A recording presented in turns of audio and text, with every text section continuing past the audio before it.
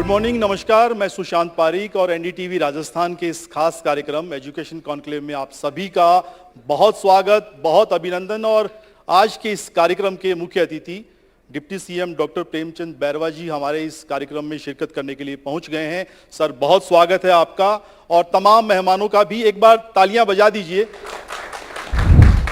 बहुत बहुत शुक्रिया सुशांत। डॉक्टर प्रेमचंद बैरवा जी, बहुत बहुत शुक्रिया आप यहाँ पर आए और इसके साथ आप हमारे साथ इसमें आप भागीदारी और आप हमारे साथ इसमें पार्टिसिपेट कर रहे हैं, मुख्य अतिथि भी हैं। डॉक्टर प्रेमचंद बैरवा जो हैं हमारे डेप्यूटी चीफ मिनिस्टर हैं राजस्थान के, और सरल स्वभाव। अभी भी जब भी लोग आते हैं सबको बहुत मतलब उनके दरवाजे हमेशा खुले रहते हैं। राजनीति में एक अलग, मेरे को लगता है एक अलग पहचान है आपकी। साथ ही डॉक्टर प्रेमचंद बैरवा, अगर मैं थोड़ा सा आपके बारे में लोगों को बताऊं तो आपने बहुत साधारण परिवार से शुरुआत करी। माता पिता का साया जल्दी आपकी उम्र आपके जीवन से हट गया, लेकिन उसके बावजूद डॉक्टर प्रेमचंद बैरवा ने एमफिल किया है, पीएचडी की है। मेरे को लगता है कहीं ना कहीं राजस्थान के मंत्रिमंडल में सबसे ज़्यादा शिक्षित और डिग्री धारक आप हैं। पर मैं आपसे पूछना चाहूँगी कि जो हायर एजुकेशन, क्योंकि आज हमारा टॉपिक एजुकेशन है, हायर एजुकेशन का जो आपने सफ़र तय किया, संघर्ष में रहा होगा क्योंकि उस टाइम कोई आपके साथ देने वाला नहीं था। कैसा रहा आपका सफ़र और यहाँ इस मुकाम तक पहुँचने के लिए आपको क्या क्या चुनौतियों का सामना करना पड़ा, और आपको क्या लगता है ये अनुभव, मतलब इतना पीएचडी तक कर आपको कैसे काम आया ये आपकी राजनीतिक जीवन में? मैं एनडीटीवी राजस्थान के पूरे परिवार को बहुत बहुत बधाई, शुभकामनाएं देना चाहूँगा और सभी दर्शकों को भी मेरी ओर से सबको बधाई। देखिए, मैं एक छोटे से गांव का रहने वाला हूँ। उसमें 20 एक मकान मेरे उस ढाणी छोटी सी है उसका रहने वाला हूँ। बेसिकली मेरे फादर्स और मेरे ग्रैंडफादर एक महात्मा थे, एक साधु संत थे, और मेरे फादर और मेरे ब्रदर ये खेती का काम हम करते थे। मेरी 9 साल की उम्र में मेरी माँ का देहांत हो गया था और मैं 7 भाई बहन हैं हम, उससे सबसे छोटा मैं ही हूँ। तो निश्चित रूप से वहाँ पे गांव में मैं 3 किलोमीटर पैदल, पहली क्लास से, जब पैर में चप्पल भी नहीं हुआ करती थी, मैं पढ़ने जाता था। निश्चित 3 किलोमीटर झाग गांव है मेरे। तो मैं वहाँ से जयपुर की ओर आ गया और मेरे एग्रीकल्चर मेरे सब्जेक्ट रहा। पहले मैथमेटिक्स 10वीं तक रहा, फिर उस समय एग्रीकल्चर से मैंने हाई सेकेंडरी पास करके मैं चिमनपुरा एग्रीकल्चर कॉलेज में गया। लेकिन वहाँ कुछ पारिवारिक परिस्थितियाँ ऐसी थी कि उस समय अकाल बहुत ज़्यादा पड़ गए थे। हमारे गांव में पशुओं को चराने के लिए चारा भी नहीं था, खाने के लिए अन्न नहीं थे। तो हम दोनों तीनों भाई एक बार जयपुर आके हम मजदूरी करने लगे। मैं भी मजदूरी, मैंने 10वीं का एग्ज़ाम भी जोटवाड़ा में मैं मजदूरी कर रहा था। उस समय मैंने रिजल्ट भी वहीं देखा था।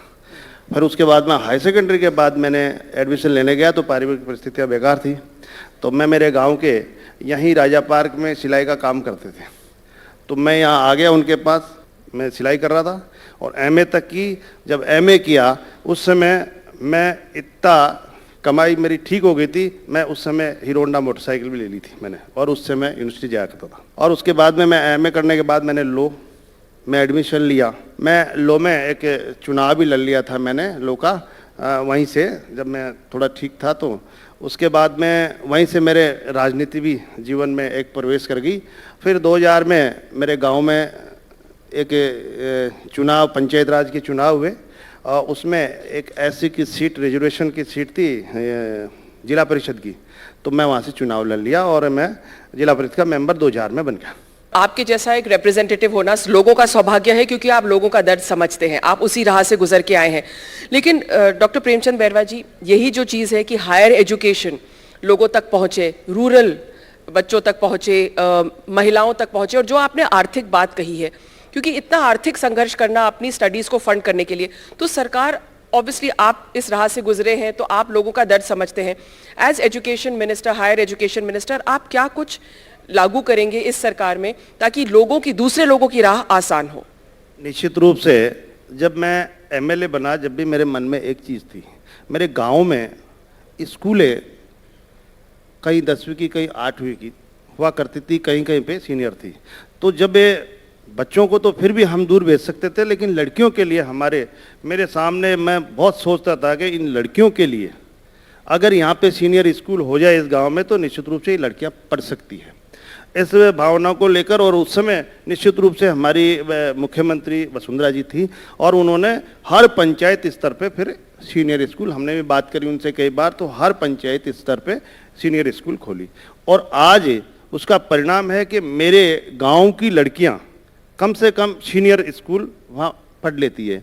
और उसी समय फिर मैंने कॉलेज के लिए संघर्ष किया वहाँ पे, जब कॉलेज नहीं हुआ करती थी मेरे दूदू में, तो उन बच्चियों के लिए, क्योंकि वो बाहर की शहरों में भेज नहीं सकते थे अकेली बच्चियों को गाँव में, तो फिर दूदू में कॉलेज भी खुलवाया और उस कॉलेज में आज मेरे उस क्षेत्र की लड़कियां कम से कम कॉलेज से वंचित नहीं रहती और वो पढ़ती है।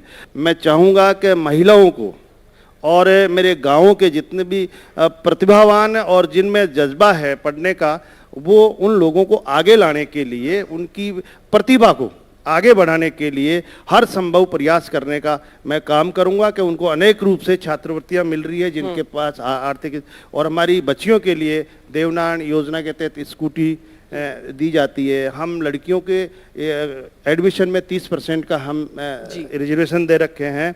अब 2020 वाली जो हमारी शिक्षा नीति है, वो शिक्षा नीति बहुत अच्छी है और उसको लागू करके निश्चित रूप से हमारे उन बच्चों के लिए, उन लड़कियों के लिए एक अच्छी शिक्षा और एक प्रभावी तरीके से शिक्षा वो ग्रहण करे, इसके लिए निश्चित रूप से मैं काम करूंगा। और मेरे क्षेत्र और गांव की कोई भी बच्ची या कोई भी लड़का कॉलेज से और हायर एजुकेशन से वंचित रहे, इस लक्ष्य को लेकर काम करूं। जी, मेरा बस एक लास्ट सवाल है आपसे, क्योंकि राजस्थान कोचिंग हब भी है, कोटा में बहुत सारे कोचिंग इंस्टीट्यूट्स भी हैं, लेकिन कहीं ना कहीं जो हमको चिंतित कर रहा है वो एक विषय है स्टूडेंट सुसाइड का। तो स्टूडेंट अपने हायर एजुकेशन को लेके जो कंपटीशन का जो दौर है उसमें कहीं ना कहीं डिप्रेस हो जाते हैं। आपका एक मैसेज क्या है यूथ के लिए? देखिए, मैं कोटा जाके आया था और मैं उन सब कोचिंग इंस्टीट्यूट के उन डायरेक्टरों से मेरी मीटिंग हुई थी। ये हो ही नहीं, इसके लिए हमारे को काम करना है। तो नई शिक्षा नीति में निश्चित रूप से हमारे 16 साल तक के बच्चों को हम कोचिंग सेंटर पे उन पे दिमाग में प्रेशर ज़्यादा नहीं डालें, ये बात सामने आती है निश्चित रूप से, क्योंकि उसका जो शारीरिक डेवलपमेंट और दिमाग का डेवलपमेंट होता है उससे पहले हम उस पर इतने प्रेशर दे देते हैं कि इधर स्कूल का, कॉलेज का, स्कूल का प्रेशर और इधर कोचिंग का प्रेशर, तो कहीं ना कहीं ये प्रेशर भी उनके डेवलपमेंट में और उनकी जो प्रतिभा उभरती है उसमें कहीं ना कहीं बाधा डालते हैं।